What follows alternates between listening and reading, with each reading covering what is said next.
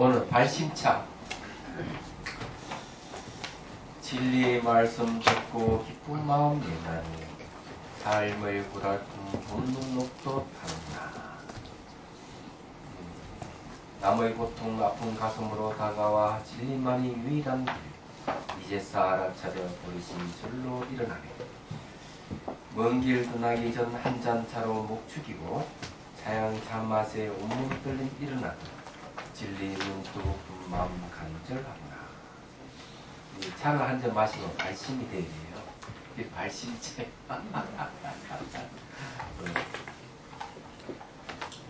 이게 이제 먼 길 끝나기 전 한 잔 차로 목을 죽인다. 이런 이 먼 길 끝나는 거는 자리 이탈하기 위해서 나도 이롭고 남도 이롭고 그래서 수행의 길을 떠나는 걸 얘기해요. 차 한 잔 마시면은 이제 차 한 잔에 목을 축이죠. 그리고 차향 차 맛에 온몸 떨림 일어나듯 하는 것은 이 차향이라든 차 맛에 아주 좋은 향이라든 좋은 맛, 마음이 흔들림이 있죠. 얘기하자면 마찬가지로 법문을 듣고 법에 대한 알아가는 기쁨, 행복감을 느끼는 거죠. 얘기하자면. 그랬을 때 진리는 뜨거운 마음이 이제 더욱더 간절해진다는 그런 얘기예요. 여기에는 이제 또 뭐가 있는가 하면은 먼 길 떠난다는 거는 첫째 단에 이제 진리 말씀 듣고 기쁜 마음 낸다 하잖아요. 이것이 이제 자신에게 이탈을 얘기하는 자리를 얘기합니다. 자기. 두 번째 남의 고통 아픈 가슴을 다고하는 이 내용은 뭔가 하면은 이탈을 얘기합니다. 자리 이탈.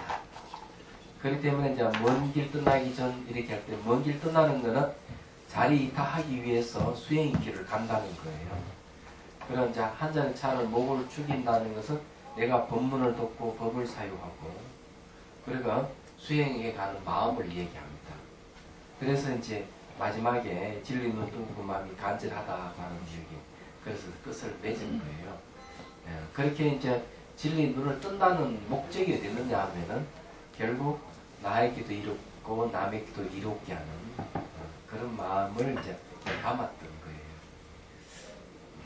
다음에는 이제 자 우리 이제 차 한 잔 마시듯이 진리 말씀 한 잔 마셔야 될 거 아니죠? 자 이제 자비수관 공부를 좀 해봅시다. 그래서 몇 페이지죠? 43페이지요. 43페이지. 깨달음의 바탕, 네. 자비심. 얘기하자. 그러니까 꼬불쳐놓은 게 많아가지고.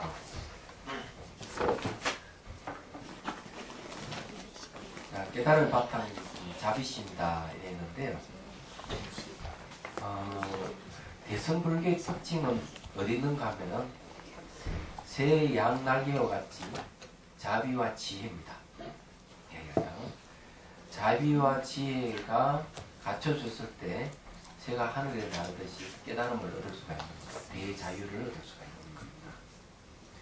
그런데 이제 이 자비심이 왜 중요한가 하면은 깨달은 사람인지 아닌지를 확인하는 방법 중에 하나가 저분이 자비심이 있나 없나 살펴보는 겁니다. 깨달으신 분들 중에 자비심이 없다면 그 사람 깨달은 분이 아니에요. 네, 그거를 이제 아시. 그래 깨달음의 척도 중에 하나가 자비심이 들어갑니다. 근데 여기서 이제 자비수관에서는 깨달음의 바탕이 뭐냐면 자비심입니다. 왜 그러나 자비심을 갖고 수행하기 때문에 그래요. 이 자는 말이죠. 이는 주는 것이거든요. 요 비는 빼앗는 겁니다. 그러면 뭘 주느냐 이죠. 줄 때는 항상 기쁨이 일어나고 빼앗는 것은 고통을 빼앗는 걸 얘기합니다. 붙여서 자비예요. 얘기하던. 그러면 이 자비를 형상화한 것이 손이에요. 손. 손은 주고 빼앗는 것이 가능합니다. 얘기하잖아요. 그래서 이 자비소가는 바로 자비심이 바탕될 수밖에 없어요. 자비손을 쓰니까. 그래서 이게 자비손인데 하나 알아둬야 될 것은 요거는 자는 사랑이잖아요. 사랑은 항상 변화를 일으킵니다. 주변을 이제 변하게 하는 거죠. 근데 자비손은 자기 몸을 이렇게 어머니 애기 쓰다가 탁 하면 좀 몸에 변화가 일어나죠. 이게 사랑이에요. 얘기하자면. 이게 이제 그런 비는 뭔가 합니다. 변화가 일어날 때 그 변화를 잘 지켜보면서 뭘 빼앗는가 하면 고통의 원인을 빼앗는 겁니다. 고통 원인을 없애주는 거죠. 그럼 고통이 없어지잖아요. 그래서 요거는 이제 이 삼법인을 관찰하는 거예요. 무상공 무화. 그러니까 내가 이 사랑을 주게 되면 뭔가 마음의 변화가 일어나는데 이 변화를 삼법인으로 관찰하는 거죠. 관찰하는 것은 고통의 원인을 없애기 위해서 관찰하는 겁니다. 그건 뭘 얘기하는 거예요? 고통의 원인을 빼앗는 것이거든요. 그러면은 요거는 비에 속합니다. 그래서 자비수가는 자비가 바탕이 되어 있는 거죠. 자비심이 바탕이 되어 있는 거죠. 그래서 주는 거는 이 주고 빼앗는다 했는데 주는 거는 이거는 삼마타가 되고 빼앗는 거는 이파사나가 되는 겁니다. 그래서 대성기신론소에 보면은 수행 중에서 대비관이라는 게 있어요. 대비관. 대성기신은 대비관이 있는데 이 대비관을 원효 스님께서는 뭐라고 해석하느냐? 이파사나관이라고 얘기를 합니다. 그렇기 때문에 이제 자비 안에 사마타 위파사나 다 들어가는 거죠. 근데 바탕은 자비가 바탕이 되는 겁니다. 자비수관이 구조가 그래 돼 있어요. 자비수관은 말이죠. 굉장히 과학적인 방법을 씁니다. 나중에 뭐 뒤에 얘기하겠지만 예를 들어 가지고 심리 치유를 할 때 되게 옛날 지금도 그 쓰지만 뭐 꿈을 분석한다든지 자유현상법을 써서 계속 말을 하게끔 해서 그 정신적인 원인을 찾아내는 방법을 쓴단 말이에요. 되게. 그래서 쓰는데 이 그 심리 치유하는 입장에서는 명상을 그 도입하게 된 이유가 있어요. 자기들은 그렇게 마치 환자의 그 무의식 속에 들어있는 걸 뭐 꿈이라든지 여러 가지 방법을 해서 이렇게 알려고 한 거죠. 그래서 그 원인을 규명하려고 노력했는데 수행은 앉아있기만 하면은 속에 들어있던 다 올라오는 거야. 얘기하자. 올라오니까 그것을 이제 이거는 그 저기 상담해주는 쪽의 입장이 아니고 본인의 문제를 본인이 알게 되는 일이 생기는 거죠. 그러면서 치유가 된단 말이에요. 근데 심리 치유하는 쪽에서는 바로 이 명상을 그런 식으로 도입했는데 그러면 그것이 어떤 식으로 그렇게 발생하고 무의식 속에 들었던 어떤 식으로 나타나느냐에 대한 이야기는 없어요. 제가 보기에는. 근데 앉아 보니까 나타나더라 이기죠. 근데 자비수관은 분명히 밝힙니다. 자비수를 몸에 접촉하게 되면은 접촉이라는 심리가 일어나고 그 다음 경각심이라는 자기락하는 경각심이 일어나고 그 다음에 감수작용, 보상작용, 그 다음 채색작용이라는 심리가 순차적으로 일어난다. 그 다음에 경각심이 생길 때 이 무의식 속에 이 저장되어 있는 정보가 좀 올라오기 시작하는 거죠. 제일 처음에 올라오는 건 주관이 나타나고 주관의 객관을 다시 인식함으로 해서 그 사이에 다시 이제 가지 정보들이 이제 주객이 상대에서 일어나는 그 속에서 감각으로 나타나고 이미지로 나타나고 이렇게 막 올라오기 시작하는 거죠. 이런 걸 분명하게 얘기를 하고 있습니다. 근거는 성유신문에 나오고 있어요. 근데 자비수관이 자비손이라 하는 거는 그런 역할을 하기 때문에 제가 보기에는 이 자비수관은 심리가 발생하는 것, 그리고 자비심으로 이 부정적인 심리를 없애고, 그리고 산법인 관찰을 해서 아주 이성적으로 예리하게 고통의 원인을 제거해가는 이런 분명한 어떤 구조를 갖고 있는 거죠. 그런 입장에서 자비수관은 제가 보기에는 현대인들에게 딱 맞는 수행입니다. 저는 이렇게 얘기할 수가 있습니다.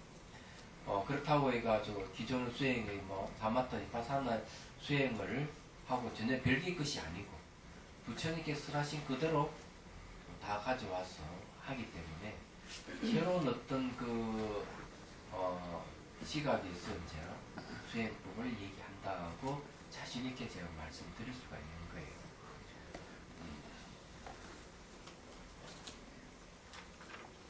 자, 이제 그 다음에 바탕 자비심 공부를 해보죠. 부처님은 자비심 그 자체로 늘 열반에 들어있으면서도 색심을 나타내어 중생을 구제하는데, 이는 부처와 중생은 분리되어 있지 않고 참 성품으로 연기하기 때문이다. 근데 이걸 좀 구체적으로 얘기하면요, 열반에 이제 들어있는 것은 법신 상태고요. 그 다음에 색심을 나타낸 중생 구제를 하잖아요. 요거는 어떤 차이가 있는가 하면 이런 차이가 있습니다.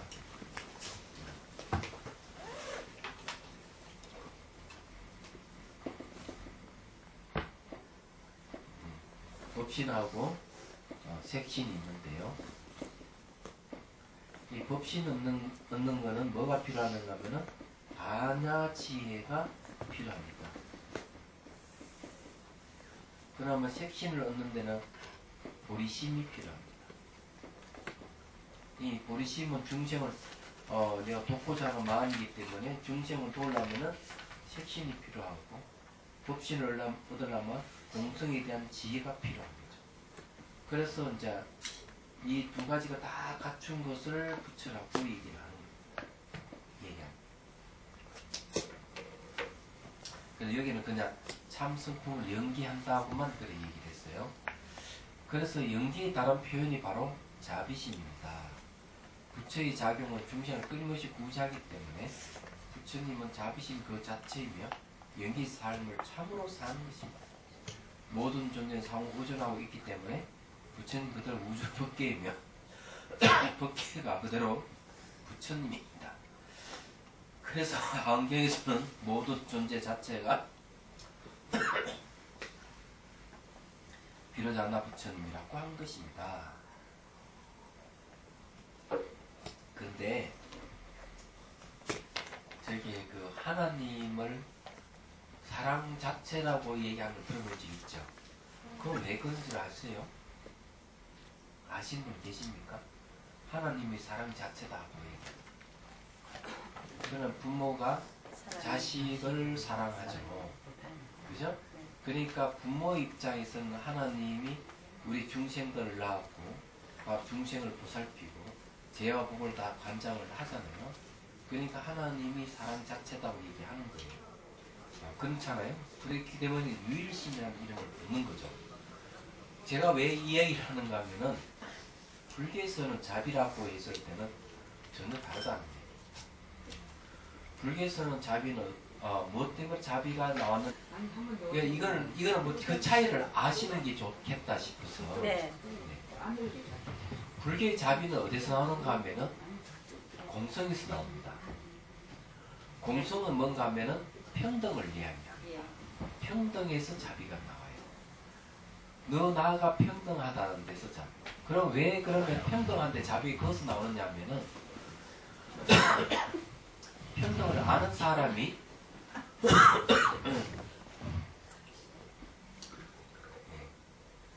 웬일이에요 지금.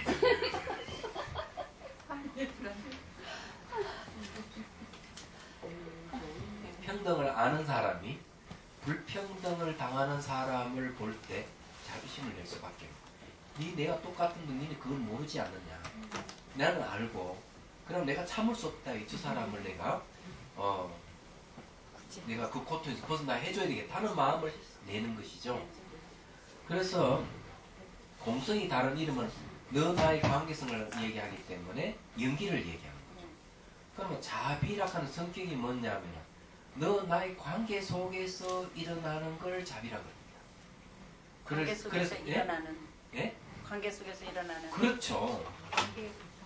그래서 여기 보면은 자비 앞에 뭐가 나오는가 하면은 무연이라는 말을 쓰고 있어요. 무연자비라는 말을 씁니다. 이런 말 들어봤죠? 무연자비라는 말. 이거 해석하면 인연 없는 자비 뭐 이렇게 얘기하는데 인연이 없는 사람도 굳이 한다 이렇게 해석하는데 그런 것보다는 무연은 공성을 얘기합니다. 대상이 없다는 거죠. 그 자비무적이란 말 똑같은 대상이 자비는 누구를 다 대상으로 하기 때문에 특정한 대상이 없는 거예요. 이 무연자비 평등 깔려 있는 거죠. 그렇기 때문에 자, 이 그 창조주를 인정하는 종교에서는 항상 은혜를 이야기를 합니다. 왜? 너 나 좀 부모에게 은혜를 네가 입었지 않느냐, 은혜를 갚아야 되지 않느냐 이런 식으로 많이 강조를 하죠. 얘기하죠. 그럼 불교는 그걸 강조를 합니까? 내 스스로가 깨달아요. 예. 내 있긴 스스로 있지만 가야 되고. 이게 무서운 거는요. 그 은혜를 갚아야 되는 것까지는 괜찮은데 은혜를 안 갚으면 질투의 하나님, 질투의 뭐 아버지라 그래서 네. 막 고난을 주고 뭐 아이가 뭐 이렇게 먼저 갔다든가 이런 것도 다 하나님이 주신 그 시련으로 그렇게 합리화시켜서 얘기를 해요. 그렇죠. 그게 사랑이 아니에요. 너무 무서워서 저는 그래서 왜 그러냐 그랬더니 질투의 하나님이라서 그렇다는 거예요. 그래서 아니 하나님이 무조건적인 사랑을 저도 지금 동생들이 부재가 될까 말까 하는데 거기다가 막 침투까지 한다고 그러고 그러니까 무조건 내가 너를 놔줬으니까 갚아야 된다 이거예요. 그러니까 그게 이제 복제야. 예, 사랑의 개념이 예, 사랑의 개념이 굉장히 다른 거예요. 네, 많이 달라요. 물론 자 내용이 다르지만 사랑이라 하는 뭐 모습은 같기 때문에 그런 입장에서는 뭐 인류에 기여하는 건 있을는지 모르지만 내용이 이렇게 다르다 하는 사실을 명확하게 아셔야 돼요. 그러니 자비수관에서 자비를 표방하는 것도 그런 겁니다. 그리고 한계에서 모든 존재가 그러나 비로자나 부처님다 했을 때는 거기에는 뭘 얘기하는가 하면은 바로 마음을 얘기하는 거예요. 마음의 다른 이름이 연기를 얘기하고 연기 다른 이름이 공성을 얘기하고 공의 다른 이름은 중도를 얘기하고 이런 말은 각각 다르지만 다 같은 걸 얘기합니다. 이런 걸 명확하게 이해를 하셔야 돼요. 그래 이 자비에 대한 이해가 있어야 되는 겁니다. 근데 스님, 예. 지금 그 말씀에요. 정말 걱정이 저는 돼요. 네. 왜냐하면 천주교에서는 제가 그 전에도 한번 얘기했지만 그 신부님이 이렇게 뭐라 그러지 설법 설교. 할 때, 설교를 하실 때, 하여튼 하실 때 자비라는 용어를 10번 이상 쓰라고 지령이 내렸대요. 그래서 꼭 그걸 써야 된대요. 쓰는 건 좋은데 그런 식으로 자기네한테 맞도록 자비라는 개념을 도입할 거 아니에요. 그렇죠. 그러면 우리 불자들은 이 자비라는 게 무연자비라든가 공성에서 나온다든가 이거를 명확하게 우리가 알아야 당신네들이 얘기하는 자비는 우리 불교에서 얘기하는 자비하고 다르다는 점을 명확하게 알아야 되는데 그걸 과연 몇 프로가 우리 알고 있나 저는 그렇죠. 그게 걱정이에요. 왜냐면 얘기해보면 그런 게 안 통하거든요. 맞아요. 이상하게 제 주위에는 그런 사람이 있는지 모르지만 다른 사람은 다 그걸 공성이라든가 무연자비라든가 그런 걸 알고 있는지 그건 모르겠지만 제가 아는 사람들은 이렇게 던져보면 그걸 몰라요. 저 명확하게 아주 명료하게 알아야 당신네들이 자비라는 용어를 가져갔지만 그 쓰는 그 용도하고 우리하고는 개념이 다르다는 거를 알아야 설명을 해주잖아요. 그 전자님도 좀 이렇게 구분해서 쓰시는 것 같더라고요. 사랑, 자비 같이 쓰더라고요. 사랑과 자비. 네. 근데 자비라 하는 말 자체 이 자와 비의 두 개념이 합성어잖아요. 사랑은 합성어가 아닙니다. 이게 다른 거예요. 다르기 때문에 우리 불자들이 자비에 대해서 명확한 이해가 좀 필요하다. 필요해요. 저는 그렇게 생각을 하거든요. 절실한 것 같아요. 지금. 환경이라든지 경제도 분명하게 자는 뭐고 비가 뭐냐 분명히 얘기를 하고 있는데 카톨릭 이런 데서요. 예. 저기 스님들이 순진하시잖아요. 그럼 다 와가지고 정보를 다 캐갔대요 지금. 예. 다 가져가. 그래가지고 다 가져가서 그걸 재해석해가지고 자기네 만드는 자기는- 거를 지금 다 완벽하게 해놓고 있대요. 그래서 불교인들은 지금 그 명상도 현 롯데나 이런 그 불교 대기업에서 좀 와서 초청해서 하려고 그래도 인재가 없대 지금. 삼성도 그렇고. 그래가지고 지금 인재를 하나 저기 조계사에서 하려고 어저께도 뭐 그런 얘기를 많이 하시더라고요. 근데 지금 문제는 너무나 카톨릭에서 우리 거를 다 흡수해가가지고 우리는 지금 큰 난제래요 이게. 그런데 이제 그런 건 있어요. 법구 비유경에 보면은 외도들이 부처님 법을 가지고 와서 자기 것인 양 얘기하는 얘기 나옵니다. 해석해가지고. 그런데 그 양의 머리에 사자의 머리를 얹힌다고 해가지고 사자가 될 수 없다 식으로 얘기를 해요. 근데 자비라 하는 개념을 갖고 명상을 가져가지만은 이런 문제가 봉착할 수가 있어요. 예, 기독교에서 명상을 가져간다면은 자칫하면 하나님을 버려야 되는 문제가 생깁니다. 불교로 개정할까요?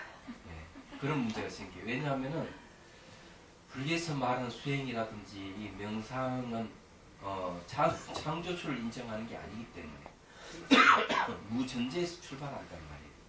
그렇기 때문에 그런 식으로 가다 보면은 결국 자기들이 하나님 버릴 수밖에 없는 그런 봉착하게 되고, 만일 자기식대로 이제 명상을 하나님을 만나기 위해서 성경의 가르침을 증명하기 위해서 한다면은 만일 그 방법을 썼을 때는 어느 정도 맞아 들은 것 같지만 궁극에 갔을 때는 좀 문제가 또 발생해요. 그래서 그 창경 스님이 뭐라고 얘기하는가 하면은 그 이제 신부들이 화형을 많이 당했답니다. 수도원에서. 그 이야기 뭔가 하면 그 사막에서 이 수사들이 수행을 하다가 자기 소리를 하기 시작합니다. 자기 소리를. 그래서 화형을 많이 당해요. 청년스님 대건 신학 출신이잖아요. 그게 뭔가 하면 수행을 하게 되면, 명상을 하게 되면 그런 식으로 바뀌어갈 수밖에 없는 거예요. 근데 초기 기독교 사회에는 뭐가 있는가 하면 그노시스 학파가 있어. 명상학파란 말이에요. 근데 이게 명상학파는 신성이 아니 인성을 중요시하는 거고, 다른 학파는 되게 신성을 중요시한다. 인성과 신성을 중요시하는 서로가 대립됐을 때 인성을 중요시하는 명상학파가 사라져버리기 때문에 개의가 됐습니다. 그러면 인성을 중요시하는 이 그노시스 학파의 명상학파의 창세기에는 첫머리에 뭐가 나오느냐 하면 신이 등장하는 게 아니에요. 마음이 등장해요. 태초에 마음이 있었다. 갈려 열고 신 이래 돼 있다고요. 그렇기 때문에 명상을 한다 그러는 거는 결국 그 사람들이 겉모습은 가져가지만은 명확하게 이 명상의 이 본질이라든지 내용이 다르기 때문에 그네들은 그게 자칫하면 그네들은 독이 될 가능성이 있다. 제가 보기에는 판단은 그렇게 해야 합니다. 판단하기 때문에 그러면 이 불교계에서 해야 될 일은 뭐냐 하면은 가져가는 거 그런 건 문제가 아니고 우리가 수행에 대한 내용을 얼마큼 체계적으로 더 잘 세워서 사람들에게 가르쳐 드리느냐 이게 나 중요하다고 봐요.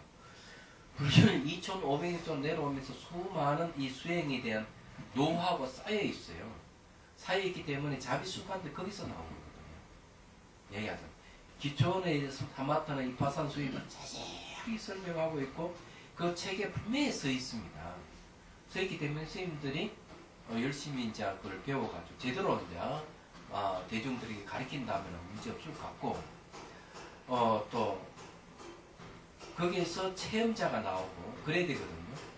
지금 보면은 카톨릭에서도 보면 피정이라 하는 게 있고 그건 나름대로 하고 있는데 간혹 보면은 찾아옵니다. 왜 하고 물어보면은 자기가 이게 수행 체험을 신부님한테 물어봐도 대답을 못 해준다는 거죠. 그쪽에서. 그래서 이게 형사 있으면 그런 분들 한 번씩 찾아와가지고 묻는 거예요. 체험에서 이거 어떻게 되는 것이냐, 이게 무엇이냐 하는 게 있습니다. 그래서 이런 점검해 줄 수 있는 이런 시스템은 그쪽에는 없어요. 그래서 형식은 가져간다 하더라도 아마 별 효과는 없을 것이라는 49제도 한대요. 예? 카톨릭에서 49제도. 괜찮아요. 네, 49제로 한대요. 그런 식으로. 우리 하는 109배도 한대요. 109배? 108배예요? 108배 하고 마지막에 하나님을 형상화해서 거기다 몸 근데 어쨌든 뭐 그런 건데 우리가 공부 열심히 하면 됩니다. 예. 자, 그래서 이제 여기서 이야기하고자 하는 거는 뭔가 하면은 모든 거는 연기에서 비롯되거든요. 연기법.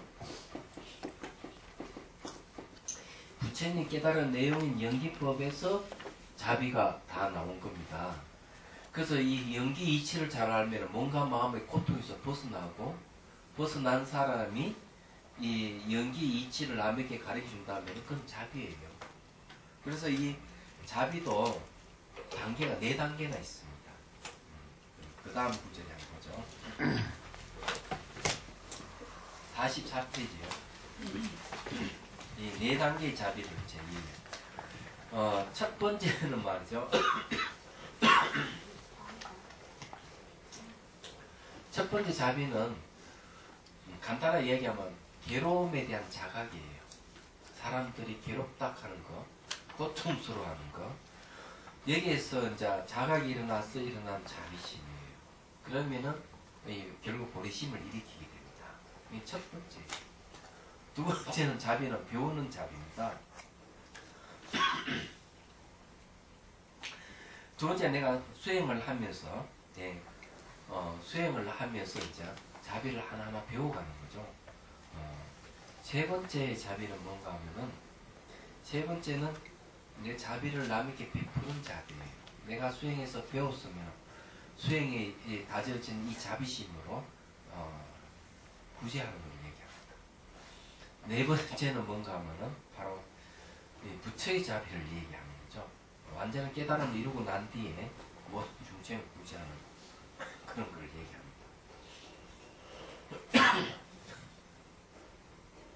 그리고 첫 번째 자비는 우리 일상생활에 겪는 고통에 대한 자각. 그래서 이제 내가 사람들 도와줘야겠다 하는 마음을 내는 겁니다. 제가 송강사 할 때 하긴이 이제 그 차를 이제 태워주면서 공항까지 데려줍니다. 제가 서울에 한 번씩 일주일에 한 번씩 와가지고 강의를 했기 때문에 그때 비행기 타고 다녔어요. 얘네 고속철이 있었으면 비행기 탈 필요가 없는데 그럼 그 이제 차를 타고 가면 1시간 정도는 가야 되기 때문에 공항까지 가야 되기 때문에 살살 물어봤어요. 선생님은 어떻게 출가했어요? 그랬더니만 그럼 알고 보니까 내가 일단에 살았던 동네에 청년이라 경상군 자인면 제석사라는 절이 있어요. 제가 그때 그 살았을 때 그 동네 청년이다 보니까 근데 청년이 IMF가 터지고 난 얼마 안 있었을 텐데 우연히 TV를 틀고 보는데 그 서울역의 노숙자에 대해서 쫙 방영해 준 적이 있어요. 그럼 자기 탁 저거 보고 막 가슴이 아파하면서 저 사람들을 어떻게 하면 도울 수 있을까 생각을 했대요. 너무 가슴이 아프니까 그 시골에서 그러다가 어떻게 생각난 게 내가 출가를 하게 되면 저 사람들을 더 마음껏 도울 수 있겠구나. 내 제가자 입장에서는 한계가 있지만 출가자라면 저 사람들 제대로 도와줄 수 있겠구나 하는 생각이 일어나더라고요. 그래 출가 결심을 했답니다. 그 뒷이야기는 이런 얘기예요. 내가 출가하기 전에 실컷 놀다가 출가해야 되겠다. 제주도를 갔대. 그래가 며칠 실컷 놀다가 어느 절에 가서 어디로 출가하면 좋겠습니까 하니까 세 군데를 얘기해 주고 해운정사 진짜 큰 스님 계시는데 그 다음에 개인사 그 다음에 송강사. 그래 청년생활 그래도 제일 그래도 종경스님 계시관에 해인사가 제일 좋겠다. 그런데 해인사로 갈라 하니까 태풍이 불어가지고 저는 오지를 못하는 거야. 대구로 비행기가 안 뜨는 거예요. 유일에 뜨는 거는 강주에 비행기가 떠요. 그 군사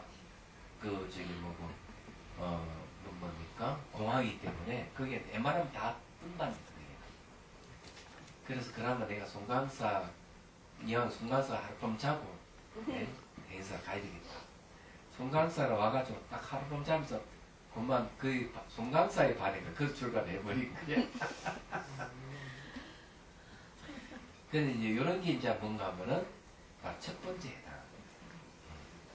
두 번째는 뭔가 하면은 자기가 수행을 해가면서 이제 자비심을 배워가는 겁니다. 말하자면 여기 내용되는 우상고무와 삼법인을 이제 관찰하는 거죠.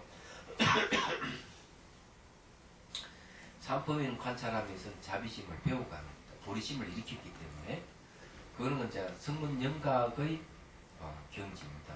두 번째 자비는.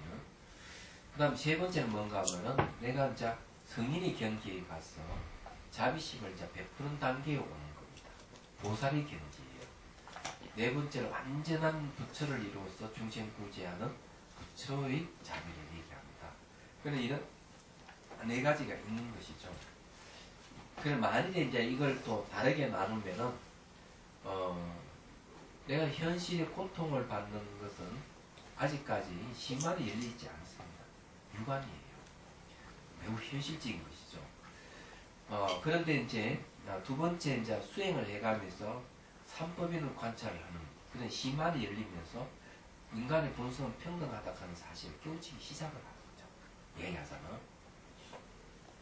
그래서 이 공성에 대해서 이제 생각을 하게 되고 모든 존재가 평등하다는 생각을 갖고 있기 때문에 이때는 자비를 이제 배우기 시작합니다. 얘기하자면. 그러니 그 이제 이 심만이 열려가는 겁니다. 그 다음에 이제 거기는 보살의 경지는 벌써 심만이 열린 데다가 자비를 펼치는데 이제 지혜가 작용하는 거죠. 후덕지라 해가지고 중생의 근기라든지 그 개성을 잘 살펴봐 그때그때 맞게끔 자비를 베푸는 걸 얘기하는 거예요. 이렇게 보면은 알 수가 있는 거예요. 그거는 또 뭘 얘기하는가 하면은 심한 중에서도 법안에 속합니다. 그냥 이 삼법인을 봐가는 거는 해안에 속하는 거죠. 얘기하자면 해안. 지혜라 하는 거는 계속 파고 들어가는 거고 법안은 뭔가 하면 전체 아울러서 모든 상호관계, 의존관계를 잘 아는 거예요. 알아서 이제 그 지혜를 작용시키는 겁니다. 얘기하자. 그 다음에 이제 마지막에 이제 부처님은 이제 불안을 얘기하죠. 그래서 여기에 이제 내용은 그런 거죠. 그래 유관, 해안, 법안, 불안인데 천안은 어디에 해당하느냐 하면은 바로 해안하고 같이 붙여서 얘기를 할 수가 있습니다. 그래서 이게 오안에 대해서 이렇게 나눠서 설명하면 알 수가 있는 거죠. 그래 자비수관은 이제 무엇이냐, 어디에 해당하느냐 하면은 이제 자비수관은 이제 보리심을 일으키는 수행법이기 때문에 이 두 번째부터 삼법인을 관찰해 가면서 자비심을 배우고 발현시키는 그런 수행에 해당한다. 그런 실생활에서는 이제 이 배움으로서 이제 실습도 하고 그래야 되겠죠. 내용은 그렇습니다. 자, 그 다음에 45페이지 자비수관의 개요에 대해서 이제 설명하죠. 야, 뭐 빠르다. 팍팍 넘어가네. 예, 제가 읽어볼게요. 자비수관은 의식으로 만든 자비손으로 몸의 현상을 관찰하는 수행입니다.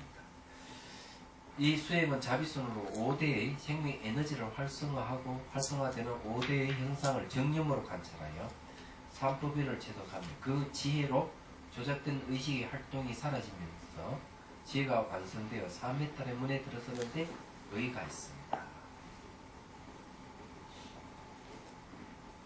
자, 여기 이제 그 뭐고 예.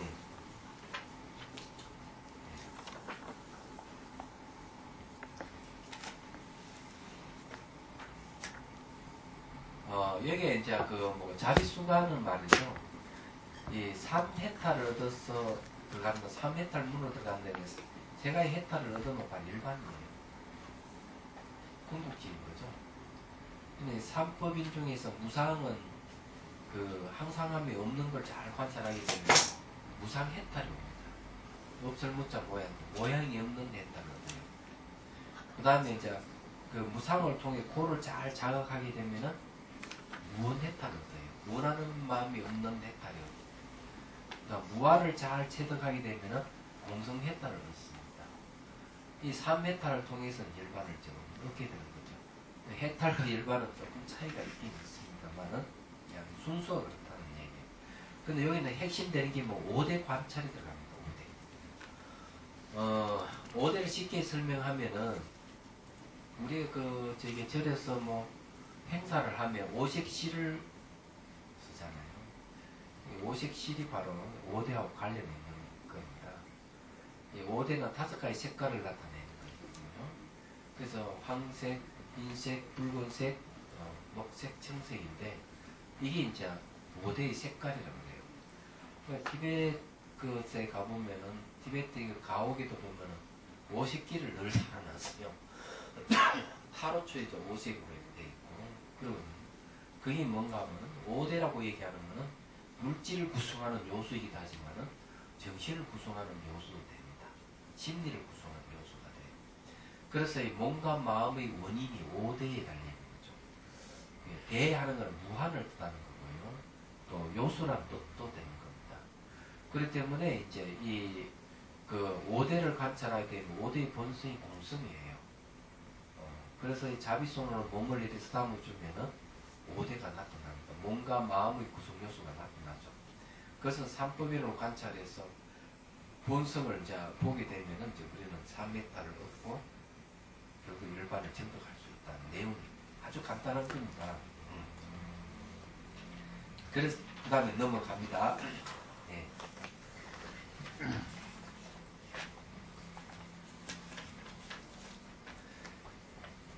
이제 읽어볼게요. 특히 이 자비수관의 목표는 몸의 감각이 사라져감에 따라 몸과 동일시하던 감정과 심리도 사라짐을 보고 의식이 전체 의식으로 바뀌어가면서 원래 부동의 마음으로 들어가게 하는 것입니다. 부동심이라는 거예요. 부동. 다음 저기 되고 거기 보면요 이런 말이 있습니다. 대성기신론에서는 이런 말 하죠. 각적 부동이라고 했습니다. 네.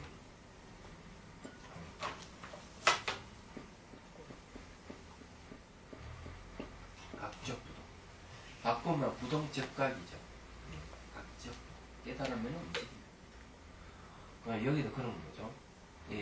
마음을 깨달으면 마음의 움직임이 없어지는 경지에 가게 됩니다. 그래서 여기에 이제 그래서 나아가 몸이 마음임을 체득하고 몸 밖의 현상에도 마음임을 이해하게 됩니다. 따라서 자비수관의 수행은 근본 마음이 불성, 즉 한 마음을 깨닫고 한 마음에 들 수 있는 체험을 지향하는 것입니다. 불성은 말이죠. 앞 시간 방금 얘기했는데 우리가 이 부처불자의 불성을 얘기하는 것은 결국 이건 바로 그 본질이 공성에 있다는 거죠. 공도 두 가지 공이죠. 아공과 북공이 있습니다. 얘기하자면. 그렇기 때문에 이 아공과 북공이 모든 번뇌를 없애주기 때문에 이 공성이 바로 진여입니다. 공성이 진여고 결국 가서 부처를 이루게 하기 때문에 바로 공성이 불성이 되는 겁니다. 얘기하자면. 이런 이야기가 어디 나온가 하면 바로 그 불속론에 세친보살의 불속론에 이 얘기를 하고 있습니다. 그래서 이제 자비수관도 기본적으로 공성을 깨닫는데 주력을 하고 있어요. 자, 그 다음에 자비수관 수행 주체 의식으로 갑니다. 의식 특징. 이제 여기서 이제 진짜 공부해야 될 문제가 나옵니다.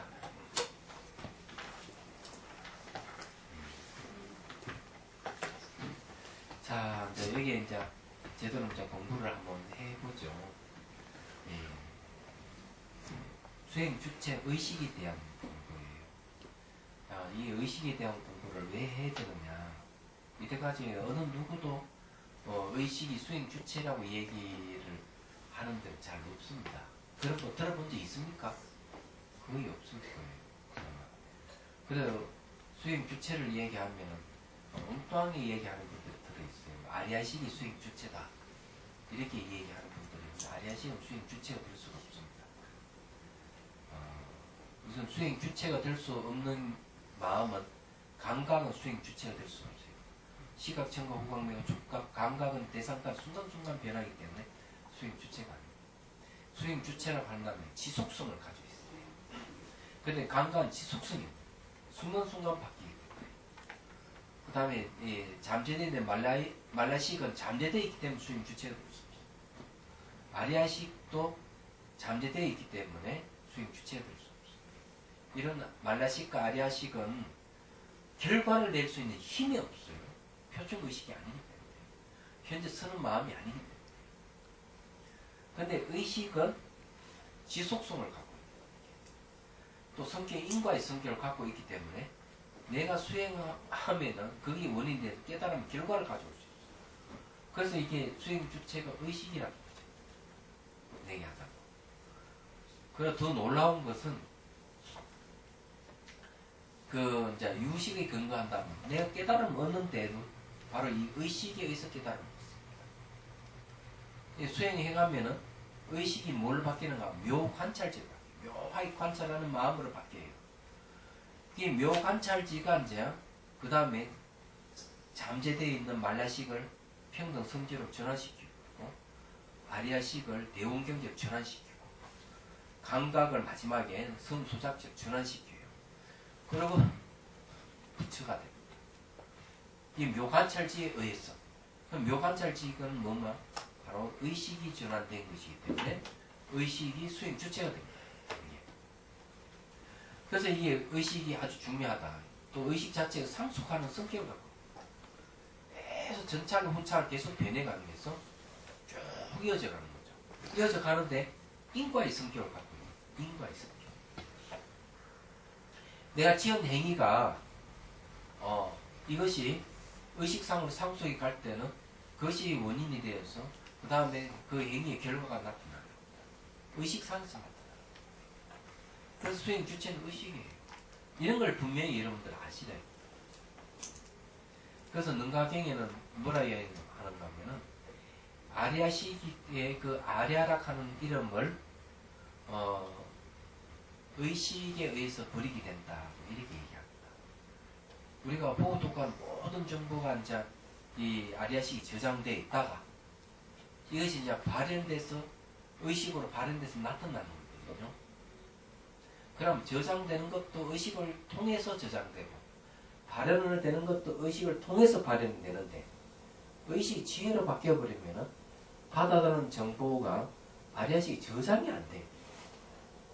그러면 아리아락하는 건 저장하다는 뜻인데 정보가 이 아리아식에 저장이 안 되니까 결국 아리아락하는 이름을 버리게 된다고 능가경에서는 이해하고 있는 거죠. 아 참, 미리 또 얘기를 해야겠네. 능가경을 공부할까요? 안경을 공부할까요? 스님 판단에 따릅니다. 이게 이제 이 안경은 강우 교재를 썼던 겁니다. 그래가지고 방대한 안경, 아한부 중에서 중량 경제를 뽑아가지고 순수대로 이렇게 만들었어요. 그래가지고 옆에는 글도 쓸 수 있도록 그때 강우 교재를 우리가 만들어 썼던 겁니다. 그래서 여기도 보면은 송강사 강우이가 딱 돼 있죠. 이 학인 스님들을 지도하는 교재예요. 근데 이건 짧습니다. 얼마 안 걸려요. 참 좋겠네요. 네? 능가경은 한 1년 이상 잡아야 됩니다. 유마경도 보니까 꽤 두껍더라고요. 이것도 1년 이상 잡아요. 얘기하죠.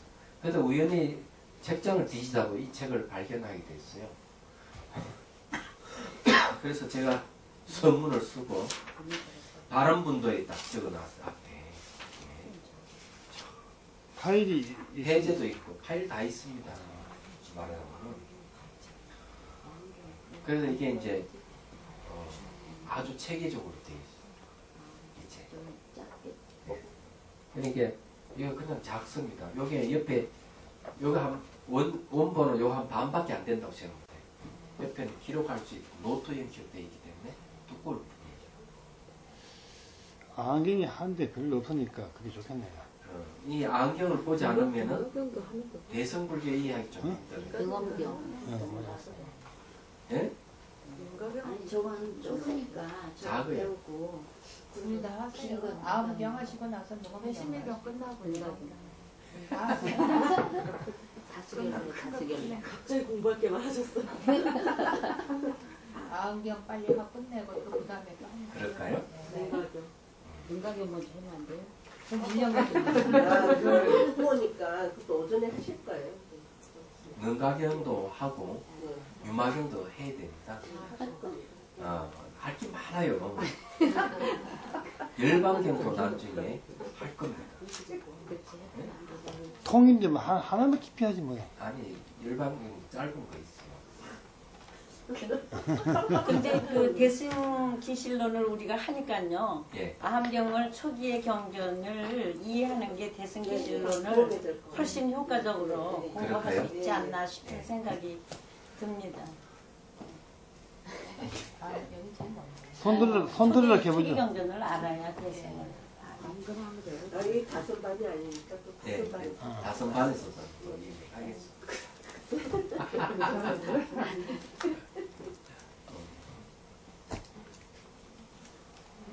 민주적. 때로는 독재도 좋은 게 있습니다. 네. 알겠습니다.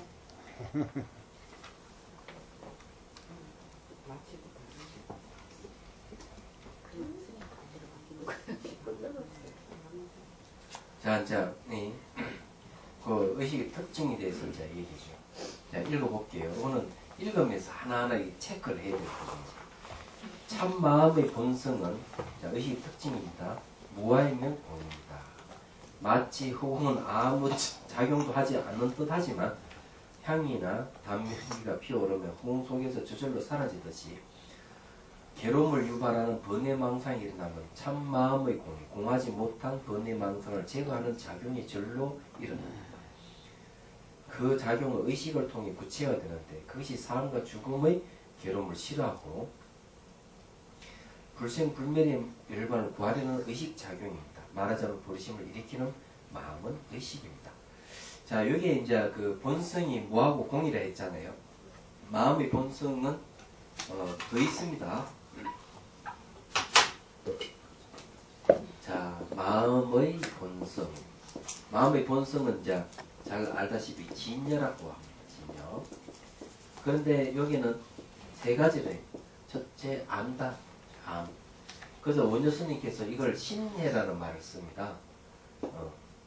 귀신 신자 알레자 써가지고 마음의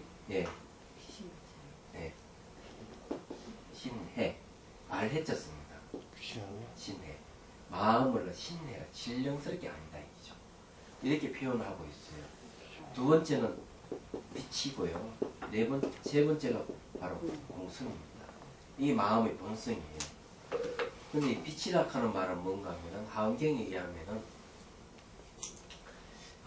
그 방편의 바람이 불어서 지혜의 꽃이 피고 지혜의 강령으로 무명의 어둠을 없앤다 이런 말을 하고 있습니다. 이때 지혜를 빛으로 비유하고 있어요. 그래서 이 빛이라는 말은 의식이 명료함을 얘기합니다. 밝음을 얘기합니다. 그렇기 때문에 이 세 가지가 바로 마음의 본성이 하나로 이루어지고 있다. 그런데 알과 빛을 같이 합하면은 뭐가 되는가 하면은 명료라는 말을 쓰죠. 명료. 근데 공성을 갖다가 앞에 붙이면 어떻게 되는가 하면은 이 두 가지를 합하면은 이렇게 됩니다. 공적 신령스럽게 한다. 영지가 돼요. 이게 마음 본성이에요. 얘기하자면. 그런데 이 공성 어떤 작용을 하는가 하면 상을 없애는 작용을 하고 우리가 공성을 딱 보는 순간 모든 번뇌망상은 공성 속으로 말래 불의 소리 빨리 들어갔지 사라져버려요. 얘기하잖아. 이 공이 굉장히 중요한 게 그겁니다. 근데 우리 마음의 본성이 공성이에요. 비어있는 겁니다. 얘기하잖아. 근데 호공이 비유하면은 향을 피우면 향연기가 싹 올라가다 막 흩어져 없어져 버리죠. 그럼 이것이 진짜인지 가짜인지 우리 확인할 수 있어요. 적서에서 가능해집니다. 얘기하자면. 그럼 한번 이 마음이 공이라 하는 사실을 한번 증명해 볼까요? 재밌을 것 같은데. 그렇죠? 좋아요. 그러면.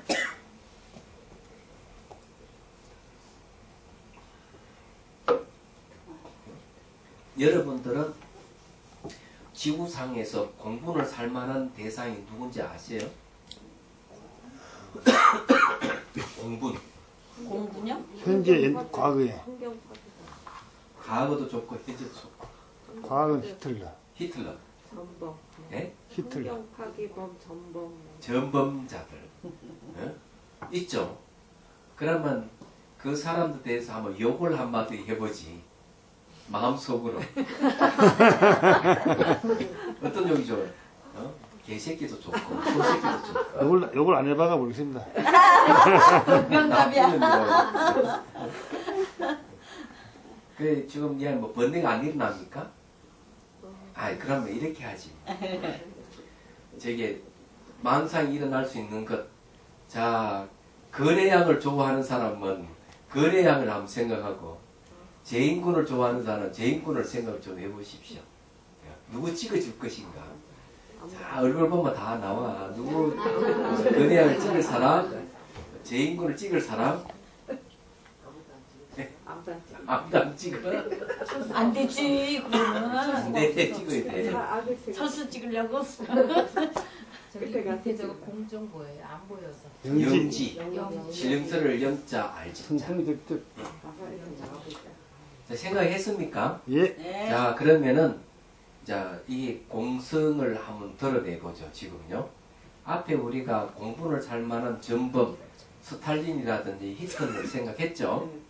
근데 금방 아까 저기 거래양과 재인군을 딱 생각하라 그럴 때 스탈린하고 히틀러 생각 어디로 가버렸죠. 네. 어디 가버렸어요 그거. 놀러가. 사라졌어. 또 지금 이야기하니까 또 재인군하고 거래양 이야기 그만 생각이 싹 사라져 버렸죠.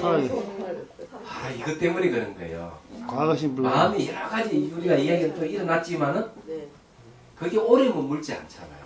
이 오래 머물지 않는 거는 무엇 같은 우리 텅 비있대. 마음이 본질이 비있기 때문에 온갖 잡생각이 일어나더라도 금방금방 생겼다 사라져버려요. 그래서 이걸 갖다가 객진번뇌라 그러는데 번뇌는 계보를 취급하고 주인이 아닙니다. 그래서 생기면은 오래 머물지 않고 사라진다. 이렇게 번뇌라 하는 거예요. 이렇게 얘기를 하고 있는 거죠.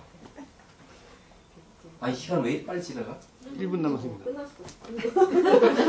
아니 저 뭘 했길래 어우, 중요한 거 말씀 많이 하셨어요. 그래요? 네. 개념서부터 너무 많이. 오늘 아침부터 그런 것 같아. 마음의 본성서부터 뭐 공성 뭐 다 공으로 통해요. 해통이야. 그래 어쨌든 말이에요. 예, 얘기하자면은 그런 거거든요. 그래서 이게 우리가 이 깊이 관찰을 한다든지 이 수행을 하지 않더라도 마음의 본질이 공성이라 하는 걸 이런 식으로 표현이 가능하다. 그래서 뭐가 번뇌가 일어나면은 생각을 번뇌는 오래 머물지 않는다. 이 생각을 하셔야 돼요. 마음이 비어있기 때문에 그렇다. 자, 그 다음에 1분 남아있으니까. 그래서 모든 수행의 주체는 언제나 의식입니다. 이 의식의 특성을 잘 알아야 수행을 깊이 있게 할 수 있습니다. 자비손을 장편으로 사용하는 것은 의식의 특성과 깊은 연관이 있습니다. 이제 다음 시간에는 이제 이게 의식의 특성과 연관 지어서 자비손의 방편에 대해서 설명을 해드릴게요. 지금 의식의 특징을 얘기한 거는요. 왜 의식이 수행 방편되는가 하면 의식이 본성이 공성이기 때문에 이런 힘을 갖고 있기 때문에 이 의식을 잘 갈고 닦으면은 결국 우리가 그 번뇌를 빨리 이제 없앨 수 있고 이 마음의 본성 공성을 깨달을 수가 있는 거예요. 그래서 이제 의식의 특성 중에서 첫 번째 요 얘기하자면은 바로 본성 자체가 비어있기 때문에 그렇다고 이렇게 얘기를 할 수가 있습니다. 네. 뭘?